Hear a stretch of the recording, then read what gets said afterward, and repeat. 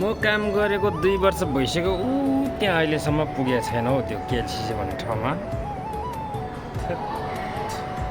भाइहरूलाई चाहिँ म आज काम गर्ने ठाउँ देखाउँछु है। यो चाहिँ मेरो काम गर्ने ठाउँको यो बाहिरपट्टिको हो है।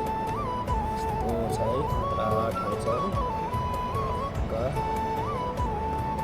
सर्ट है, यो चाहिँ रेड बक्स कलर, यो रेड बक्स यो चाहिँ आइडी लौ है। यस्तै छ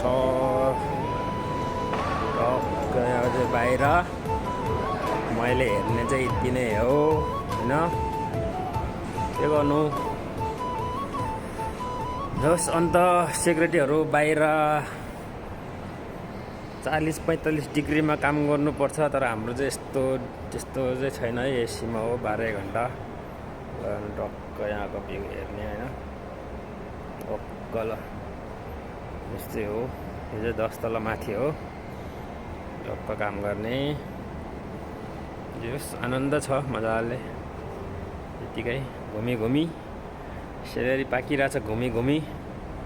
यस्तो राम्रो रमाइलो ठाउँ हेरी